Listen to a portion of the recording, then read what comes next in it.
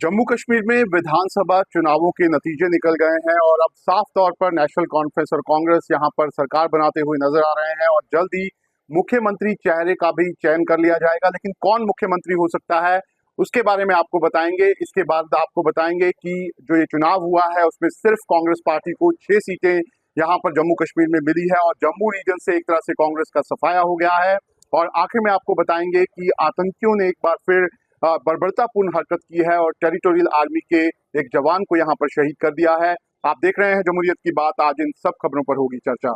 जम्मू कश्मीर में विधानसभा चुनावों के नतीजे निकल गए हैं और जल्द ही अब जम्मू कश्मीर के लोगों को नई सरकार जो है वो यहाँ पर मिलने वाली है। कल जो नतीजे निकले हैं उसमें यहाँ पर नेशनल कॉन्फ्रेंस और कांग्रेस पार्टी को मेजोरिटी मिली है और नेशनल कॉन्फ्रेंस जो है वो 42 सीटों के साथ सबसे बड़ी पार्टी जो है वो जम्मू कश्मीर में यहाँ पर बनी है और कांग्रेस पार्टी को यहाँ पर 6 सीटें जो है वो मिली हैं। इसके साथ ही साथ सीपीआईएम जो है उनको भी यहाँ पर एक सीट जो है वो यहाँ पे मिली है। लेकिन दूसरी तरफ अगर हम बात करें तो जम्मू रीजन में बीजेपी जो है वो सबसे बड़ी पार्टी के रूप में उभरी है और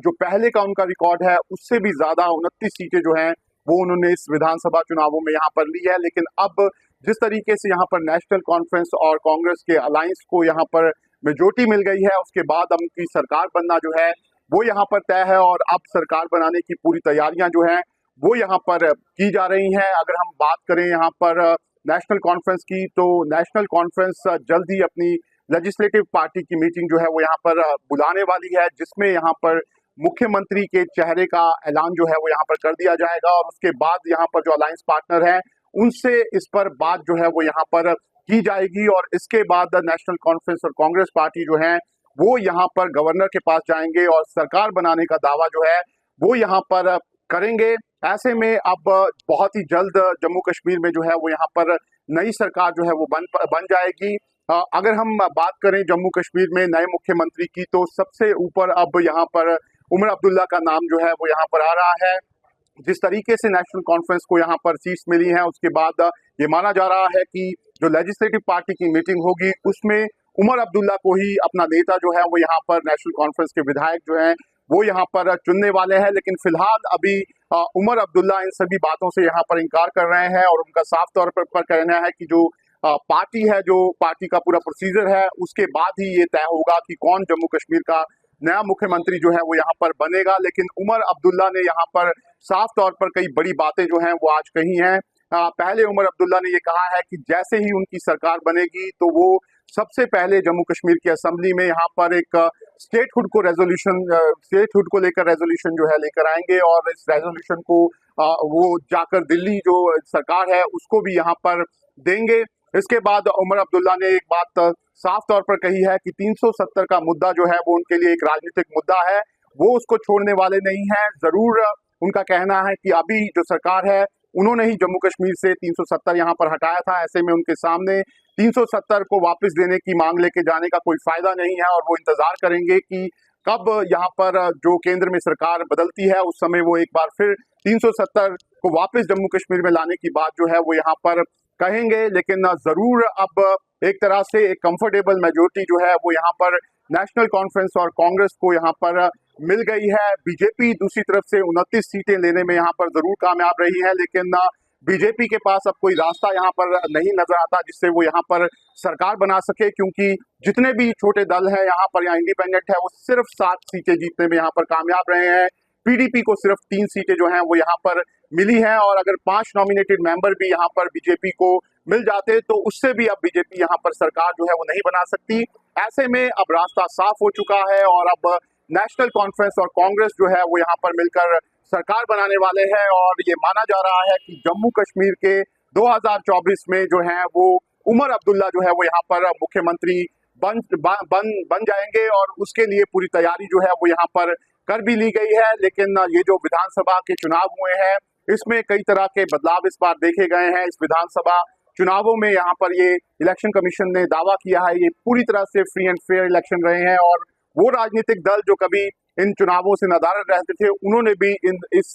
चुनाव में यहाँ पर हिस्सा लिया है। ऐसे में अब कहीं ना कहीं जम्मू कश्मीर के लोगों को एक लोकतांत्रिक सरकार जो है वो यहाँ पर मिल गई है और अब जम्मू कश्मीर के लोग चाहते हैं कि जो सरकार यहाँ पर आए उनके जो यहाँ पर मुद्दे हैं उन पर वो यहाँ पर कंसंट्रेट करे। लेकिन साफ तौर पर ये जो सरकार बन रही है कहीं ना कहीं यूनियन टेरिटरी में सरकार जो है वो यहाँ पर बन रही है, और ये माना जा रहा है कि जब ये सरकार यहाँ पर बन जाएगी तो एलजी प्रशासन और सरकार के बीच में यहाँ पर कई टकराव जो है वो आने वाले समय में यहाँ पर देखे जा सकते हैं। लेकिन फिलहाल यहाँ पर जो लोग हैं वो सरकार बनने का इंतजार यहाँ पर कर रहे हैं, और ये लोग आशा कर रहे हैं कि जो नई सरकार है वो उनकी उम्मीदों पर यहाँ पर खरा उतरेगी। अब बात करते हैं जम्मू कश्मीर चुनावों में कांग्रेस पार्टी की। दरअसल कांग्रेस पार्टी यहाँ पर नेशनल कॉन्फ्रेंस के साथ मिलकर अलायंस में चुनाव लड़ रही थी, और वो 31 सीटों पर उनके उम्मीदवार जो हैं वो यहाँ पर खड़े थे। लेकिन कांग्रेस पार्टी सिर्फ 6 सीटें जो हैं वो जम्मू कश्मीर में जीतने में कामयाब रही है, जिसमें से 5 सीटें जो हैं वो वहाँ पर कश्मीर रीजन से जीती है, और सिर्फ 1 सीट जो राजौरी की है वो कांग्रेस पार्टी यहाँ पर जम्मू रीजन में जीतने में यहाँ पर कामयाब रही है। ऐसे में एक तरह से पूरी तरह से सफाया जो है वो जम्मू रीजन से यहाँ पर कांग्रेस पार्टी का हो गया है। जम्मू रीजन जो है वो कभी कांग्रेस पार्टी का यहाँ पर गढ़ माना जाता था, और यहीं से कांग्रेस पार्टी हमेशा यहाँ पर 15 से 20 सीटें जो है वो आसानी से यहाँ पर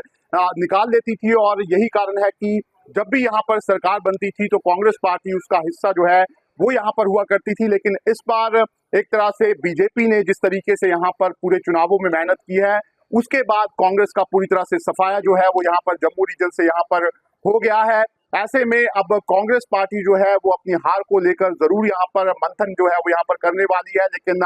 जिस तरीके से कांग्रेस पार्टी का प्रदर्शन यहाँ पर रहा है, कहीं ना कहीं उसको इसमें जो अलायंस उनका नेशनल कॉन्फ्रेंस के साथ है उसमें भी उनको नुकसान जो है वो हो सकता है। जब यहाँ पर सरकार बनेगी तो जरूर यहाँ पर जो मंत्री पद होंगे या फिर दूसरे पद होंगे उसको लेकर यहाँ पर दोनों ही पार्टियों के बीच में यहाँ पर मतभेद जो है वो हो सकते हैं, क्योंकि कांग्रेस को काफी कम नंबर जो है वो यहाँ पर सीट्स के लिहाज से यहाँ पर मिला है। लेकिन फिलहाल जो कांग्रेस पार्टी है वो यहाँ पर जम्मू कश्मीर में जो सरकार बन रही है उसका हिस्सा बनने वाली है। कांग्रेस पार्टी को 6 सीटें यहाँ पर मिली है और 42 सीटें जो है नेशनल कॉन्फ्रेंस को यहाँ पर मिली है। ऐसे में दोनों मिलकर यहाँ पर 48 सीटें जो है जो यहाँ पर मेजोरिटी के लिए चाहिए वो उनको यहाँ पर मिल गई हैं। लेकिन जरूर कांग्रेस पार्टी जो है उसको अब देखना होगा कि जम्मू में वो किस तरीके से अपनी रिप्रेजेंटेशन जो है वो यहाँ पर कर पाती है, क्योंकि अब उनके पास कोई भी चुना हुआ नेता जो है वो इस बार विधानसभा में यहाँ पर सिर्फ नहीं होगा, सिर्फ एक ही मेंबर जो है उनके इस बार विधानसभा में यहाँ पर होंगे। ऐसे में अब ये देखना होगा कि कांग्रेस पार्टी किस तरीके से एक बार फिर जम्मू में अपने आप को रिवाइव करने के लिए अपनी स्ट्रैटेजी जो है वो यहाँ पर बनाती है। और ये भी देखना होगा कि हमेशा ऐसा देखा गया है कि घाटी से जब भी इस तरह का मैंडेट आता है तो घाटी से कोई सीएम होता है और जम्मू से डिप्टी सीएम होता है, लेकिन कांग्रेस के पास इस तरह का ऑप्शन जो है वो इस बार नजर नहीं आ रहा। लेकिन जरूर यहाँ पे कई इंडिपेंडेंस जो है वो यहाँ पर जीत के आए हैं, और ऐसा भी माना जा रहा है कि नेशनल कॉन्फ्रेंस जो है इन्हीं किसी इंडिपेंडेंट में से कोई डिप्टी सीएम जो है वो यहाँ पर जम्मू के लोगों को रिप्रेजेंट करने के लिए बना सकती है। लेकिन फिलहाल ये कहा नहीं जा सकता कि आने वाले दिनों में किस तरह के डिसीजन जो है वो दोनों पार्टियां यहाँ पर मिलकर लेंगी। लेकिन एक बैलेंस जम्मू और कश्मीर में यहाँ पर बनाने के लिए जरूर नेशनल कॉन्फ्रेंस जो है वो यहाँ पर जम्मू के लोगों को रिप्रेजेंट करने के लिए कुछ सीट्स जो है वो यहाँ पर जरूर अपनी कैबिनेट्स में यहाँ पर देगी। ऐसे में देखना होगा कि अब किस तरीके से दोनों पार्टियां जो है वो जम्मू और कश्मीर में यहाँ पर सरकार बनने के बाद यहाँ पर अपना बैलेंस जो है वो यहाँ पर बना पाती हैं। जम्मू कश्मीर में चुनाव नतीजों के सिर्फ एक दिन बाद एक बार फिर आतंकियों ने एक बर्बरतापूर्ण हरकत को यहाँ पर अंजाम दिया है। दरअसल आतंकियों ने यहाँ पर मंगलवार को टेरिटोरियल आर्मी के जवान को यहाँ पर कोकरनाग से यहाँ पर अगवा कर लिया था, जिसके बाद अब जो ये टेरिटोरियल आर्मी का जवान है हिलाल अहमद, इसका शव जो है वो यहाँ पर जंगलों से सेना के जवानों ने यहाँ पर बरामद किया है। दरअसल मंगलवार को सेना जो है उसको यहाँ पर इनपुट्स मिले थे कि ये जो कोकरनाग का इलाका है वहाँ पर आतंकी जो हैं वो वहाँ पर छुपे हुए हैं, जिसके बाद वहाँ पर एक बड़ा सर्च ऑपरेशन जो है वो चलाया गया था। लेकिन इसी सर्च ऑपरेशन के दौरान वहाँ पर आतंकियों ने 2 टेरिटोरियल आर्मी के जो जवान थे उनको वहां पर अगवा कर लिया। लेकिन एक टेरिटोरियल आर्मी का जवान जो था वो वहां से बचकर निकलने में कामयाब रहा। लेकिन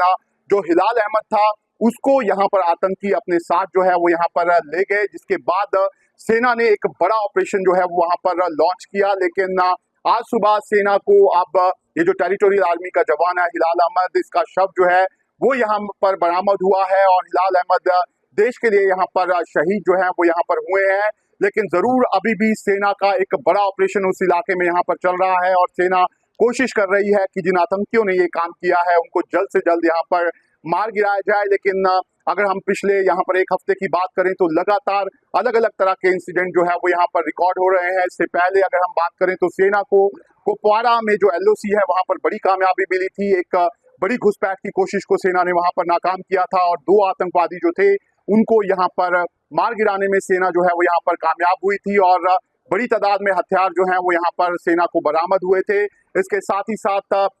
इलेक्शंस के नतीजों से पहले 2 IDs, एक जम्मू के घरोटा इलाके में और एक राजौरी में, यहाँ पर जो सुरक्षा बल है उनको यहाँ पर मिली थी और उन दोनों को ही यहाँ पर निष्क्रिय जो है वो यहाँ पर कर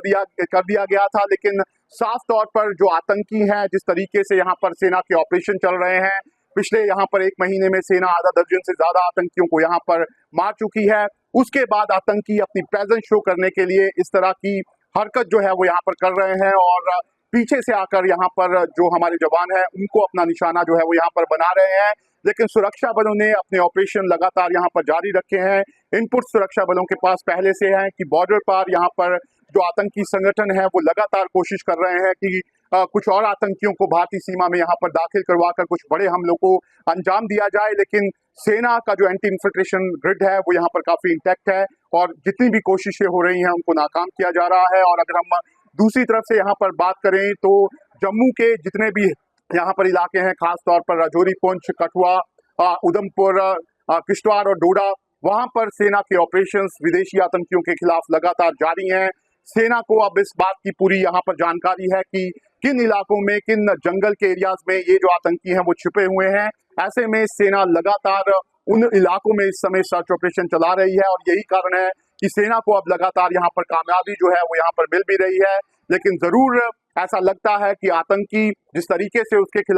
खिलाफ यहाँ पर सेना ने ऑपरेशन चलाए हैं वो अब अपनी मौजूदगी दर्ज करवाने के लिए इस तरह के इंसिडेंट कर रहे हैं। लेकिन सेना लगातार अब आतंकियों के खिलाफ यहाँ पर ऑपरेशन चला रही है और कोशिश यही है कि जो इस तरह की हरकतों को अंजाम दे रहे हैं उनको जल्द से जल्द मार गिराया जाए। जमहूरियत की बात कार्यक्रम हम आप लोगों के लिए बना रहे हैं और कोशिश कर रहे हैं कि जम्मू कश्मीर की उन खबरों के बारे में आपको बताएं जिनसे आपका सरोकार है। ऐसे में आप अपनी राय कमेंट बॉक्स में यहाँ पर जरूर दें।